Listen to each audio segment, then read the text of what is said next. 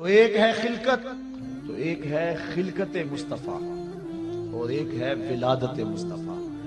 اور پھر جس سال حضور آئے نا، اس سال کا عربوں نے نام رکھا، یہ میں نے ابھی بتایا ہے کہ جس سال حضرت خدیجۃ الکبریٰ اور حضرت نبی رحمت کے شفیق چچا انتقال کر گئے، اس سال کا نام حضور نے عام الحزن رکھا، کیونکہ ہجری کا آغاز حضرت عمر فاروق کے دور میں ہوا تھا۔ پہلے سالوں کے نام رکھتے تھے۔ اب جس سال حضور پیدا ہوئے اس کا ایک نام ہے عام الفیل، لیکن اس کا ایک اور نام رکھا عربوں نے۔ کیا نام رکھا؟ سنۃ الفرح والابتہاج۔ اس کا معنی ہے خوشیوں اور چاؤں کا سال۔ کیوں رکھا یہ نام؟ اس لیے انہیں تو نہیں پتا تھا کہ حضور آئے، حضور کی ولادت کا تو پتا تھا، لیکن یہ نہیں پتا کہ یہ نبی ہیں، اور جنہوں نے رکھا وہ امتی نہیں تھے، ماننے والے نہیں تھے۔ پھر کیوں رکھا انہوں نے اس نام کا؟ اگر میں کہوں آج چاہ کا دن ہے، خوشی کا دن ہے، تو یہ ہے کیونکہ میں آقا کو مانتا ہوں، اور اگر پتہ ہی نہ ہو کوئی کہے تو پھر وجہ کوئی اور ہوگی۔ تو انہوں نے اس سال کا نام رکھا سنۃ الفرح والابتہاج۔ علماء کہتے ہیں کیوں رکھا؟ اس لیے رکھا کہ درختوں پہ پھل زیادہ آیا۔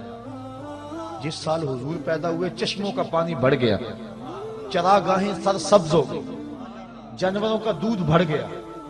عرب کے لوگ بیٹیوں کو قتل کرتے تھے، لیکن جس سال حضور کی ولادت ہوئی ہر گھر میں بیٹا پیدا ہوا، تو ہر گھر میں بیٹے پیدا ہوئے، جہاں بھی پیدائش ہوئی بیٹے ہی پیدا ہوئے۔ تو اس سال ہر گھر میں خوشی تھی، غم قریب نہیں آیا، اس لیے نام رکھا سنۃ الفرح والابتہاج۔ یہ خوشیوں اور چاؤں کا سال ہے، تخلیق مصطفیٰ۔ اور وہ کب ہوئی؟ جب وقت کا تعین اور تشخص نہیں تھا۔ دوسری ولادت مصطفیٰ، اور ولادت 12 ربیع الاول کی سہانی گھڑی، جب صبح صادق طلوع ہو رہی تھی، دن اور رات کے سنگم میں حضور پیدا ہوئے۔ چونکہ رات کی خواہش تھی حضور میرے دامن میں آئے، اور دن کی آرزو تھی کہ میرے دامن میں آئے، اور اگر رات کو آ جاتے دن محروم رہتا، دن کو آتے رات محروم رہتی، تو حضور تو رحمت للعالمین ہے۔ اس لیے دن آ رہا تھا، رات جا رہی تھی، جہاں دونوں کا ملاپ ہو رہا تھا وہاں مصطفیٰ جلوہ گر ہو گئے۔ اللہ اکبر۔ 12 ربیع الاول کی سہانی گھڑی تھی، عام الفیل، واقعہ صاحب فیل کے 55 دن بعد حضور اس دنیا پہ جلوہ گر ہوئے۔ یہ ہے حضور کی ولادت، اور حضور کی ولادت کی خوشی لوگوں نے کی، اور جس نے بھی حضور کی ولادت کی خوشی کی اللہ نے اس کو محروم نہیں رکھا۔ اور وہ آپ علماء سے سنتے آئے ہیں، اس کو دہرانے کے لیے وقت چاہیے کہ ابو لہب نے بھتیجا سمجھ کے لونڈے کو آزاد کیا، بھتیجا سمجھ کے آزاد کیا، نبی سمجھ کے تو نہیں کیا، لیکن جس انگلی سے یوں اشارہ کیا بس اتنے میں آزاد، اور اس انگلی سے ٹھنڈا اور میٹھا پانی بھی ملتا تھا، عذاب میں بھی تخفیف ہوتی ہے۔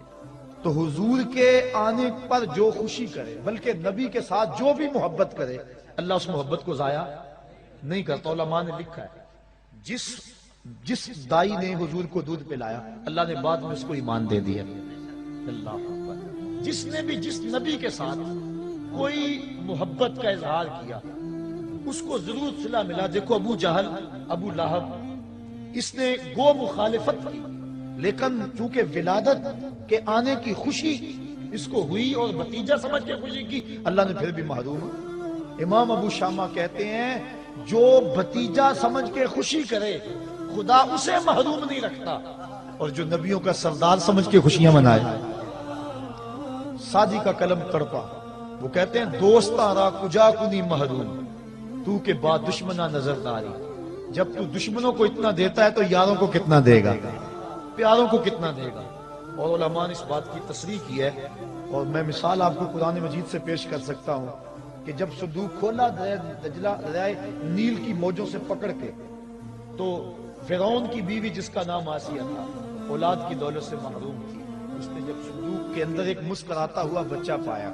اللہ کا ہر نبی خوبصورت ہوا ہے، کوئی نبی بدصورت نہیں ہوا، ہر نبی سونا ہے، ہر نبی خوبصورت ہوا ہے۔ جب دیکھا تو بے ساختہ پکار اٹھی، یہ بچہ تو میری آنکھوں کی ٹھنڈک ہے۔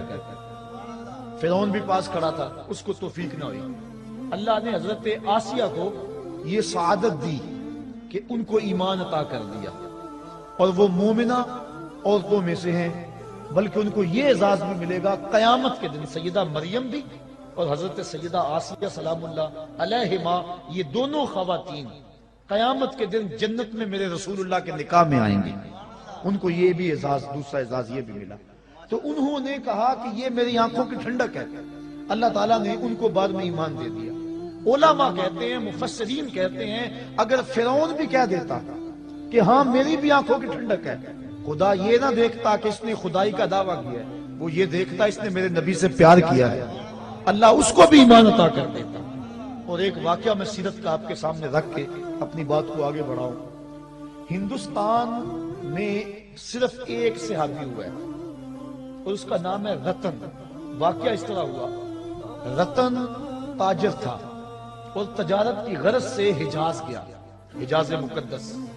وہاں جب پہنچا تو حرم کے قریب ایک گہری کھائی تھی، اس کے پار کچھ بچے لگے ہوئے تھے۔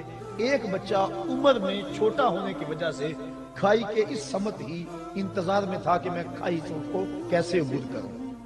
رتن نے یہ سوچا کہ بچہ چھوٹا ہے، گزرنے کی طاقت نہیں رکھتا، اس کو اٹھایا گود میں اور کھائی سے پار لگا دیا۔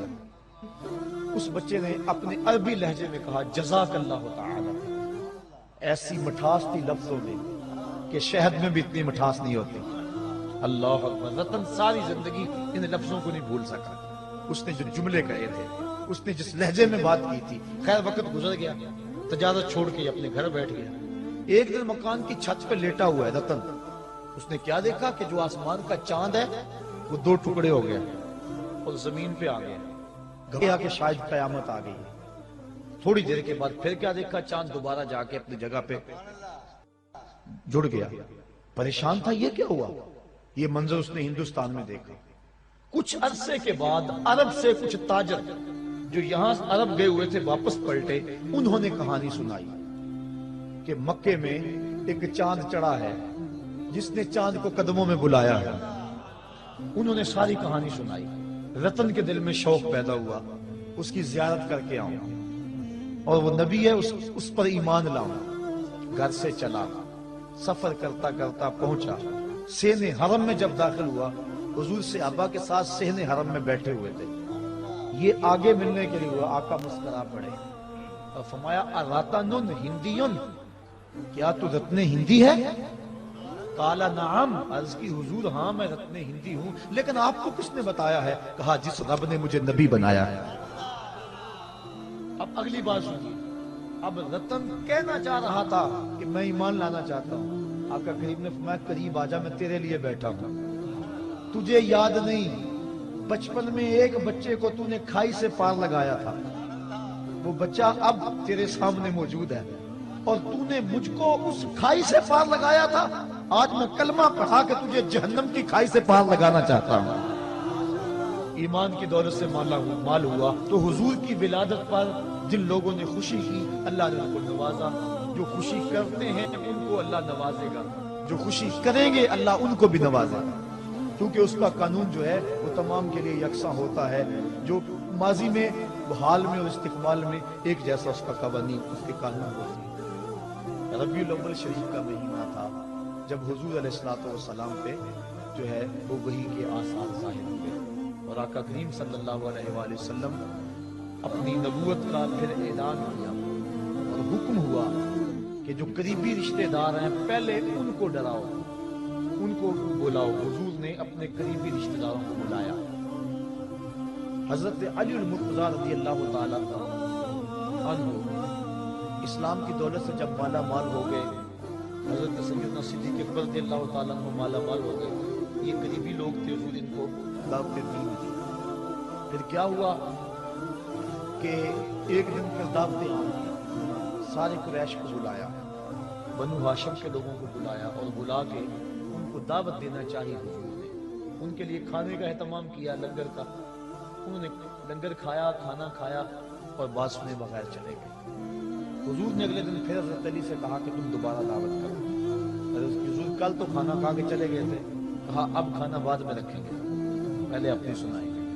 تو آقا کریم نے ان کو بٹھایا اور بتایا، پیغام سنایا کہ میں اللہ کی طرف سے نبی بن کے آیا ہوں، ہے کوئی اس مجمع میں جو میری مدد کرے، میری نصرت و اعانت کرے؟ تو سب خاموش تھے۔ پھر اس کے بعد حضور نے پھر کہا، پھر سب خاموش تھے، پھر کہا، پھر سب خاموش تھے۔ تاریخ بتاتی ہے ایک بچہ تھا اس مجلس میں جس نے جو قمیض پہنی ہوئی تھی اس کی 2 جیبیں تھیں، اور ایک سے کھجوریں نکال کے کھاتا، دوسرے میں گٹلیاں رکھتا، اور اس نے اتنے زور سے اپنے بازو اونچے کیے کہ قمیض پھٹ گئی، اور اس نے کہا اس بھرے مجمع میں میں اعلان کرتا ہوں اس نبی پہ جان و دل قربان کرتا ہوں۔ پھر خیبر کا مارکا ہو یا بدر کا مارکا، احد کی لڑائی ہو یا حنین کی لڑائی ہو، اس بچے نے، وہ بچہ، اللہ اکبر، اس بچے سے پھر کوئی کافر نہیں بچا۔ اس نے پھر حد کر دی، پھر اس کے ہاتھ میں ذوالفقار لہراتی رہی، پھر اس کے بچوں نے آگے نبی کے دین کو بچایا، نبی کے دین کے لیے اس کے بچوں نے اپنے بچے مار دیے، اور پھر اللہ اکبر یہ سلسلہ چلتا رہا۔ صاحبو، نبی علیہ السلام کی بعثت کے اعلان کے بعد جس نے بھی حضور علیہ السلام کی اعانت کی، مدد کی، حضور علیہ السلام کے اس کاز اور اس مشن کے لیے اپنا آپ پیش کیا، بتاؤ اللہ اس کو کتنا ثواب دے گا؟ جو صرف آنے کی خوشی کرتا ہے اللہ اسے محروم نہیں رکھتا۔ تو جس مقصد کے لیے نبی آئے ہیں، جو اس مقصد کے لیے جان لڑا دیتا ہے اور اپنے شب و روز اس مقصد کے لیے گزارتا ہے، تو اس کو اللہ کیا عطا فرمائے گا؟ سورہ نصر اللہ والفتح ورأیت الناس يدخلون فی دین اللہ افواجا، یا الیوم اکملت لکم دینکم، یہ آیت کریمہ ہوتی۔ تو آقا کریم صلی اللہ علیہ وسلم پر یہ آیت اتری تو حضرت سیدنا صدیق اکبر پھوٹ پھوٹ کے رونے لگے، کہا کہ اب حضور علیہ السلام ہم سے رخصت ہوا جا رہے ہیں۔ اور آقا کریم نے پھر آخری جو خطبہ حجۃ الوداع کے موقع پہ جملے ارشاد فرمائے لوگوں، میں تمہیں نماز کی نصیحت کرتا ہوں، 2 کمزوروں کے بارے میں اللہ سے ڈراتا ہوں، ایک بیوی اور دوسرے غلاموں کے بارے میں۔ اور پھر حضور نے صحابہ سے مخاطب ہو کے کہا، یہ جو پیغام میں نے تمہارے تک پہنچایا ہے اب اس کو آگے تم نے پہنچانا ہے۔ اپنی ذمہ داری میں پوری کر چکا ہوں، اب یہ ذمہ داری تمہارے کندھوں پہ آ گئی، اب تم اس کو پہنچاؤ آگے۔ پھر صحابہ نے پہنچانے کا انہوں نے بھی حق ادا کیا، تابعین نے بھی حق ادا کیا۔ ایک مجاہد گھوڑے کی باگ پکڑے ہوئے اللہ کے دین کی دعوت دیتا ہوا بڑھ رہا ہے، حتیٰ کہ دلدل آ گئی، آگے پانی آ گیا، اس نے گھوڑے کی باگ کو کھینچا اور آسمان کی طرف دیکھ کے کہا، میرے مالک، میرے تو جذبے جوان تھے، کیا کروں، تیری زمین ہی ختم ہو گئی ہے۔ انہوں نے حق ادا کر دیا، تبلیغ کا حق ادا کر دیا، دنیا کے کونے کونے پہ پہنچے، دی اذانیں کبھی یورپ کے کلیساؤں میں، کبھی افریقہ کے تپتے ہوئے صحراؤں میں، دشت و دشت دریا بھی نہ چھوڑے ہم نے، بحر ظلمات میں دوڑا لیے گھوڑے ہم نے۔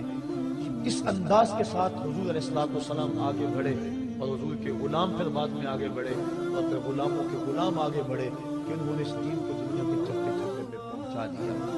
پھر وہ وقت بھی آیا کہ ہمارے عیاش حکمرانوں نے اس دین کو جس انداز سے لتاڑا اور دین کی قدریں جس انداز سے پامال کی، پھر ہمارا بیک گیئر لگ گیا، اور آج ہماری جو حالت ہے، آج ہمارا جو ٹکڑا ہے وہ کسی سے مت نہیں ہے۔ آج ربیع الاول کی سہانی صبح ہے، ہم نے تجدید عہد کرنا ہے۔ نبی علیہ السلام کے جو فرائض تھے وہ تو حضور نے ادا کر دیے، ہماری جو ذمہ داریاں ہیں اور حضور کے جو حقوق ہیں، ایک والدین کے حقوق ہیں، ایک شیخ کے حقوق ہیں، ایک استاد کے حق ہیں، ایک رسول اللہ کے حق ہیں۔ رسول اللہ کے حق کیا ہیں؟ کہ حضور علیہ السلام پر ایمان لایا جائے۔ ایک حق حضور کا یہ ہے کہ حضور علیہ السلام پر ایمان لایا جائے اور حضور کی اتباع کی جائے۔ دوسرا حق، حضور سے محبت اور عشق کیا جائے۔ اور تیسرا حق، حضور کی تعظیم و توقیر کی جائے۔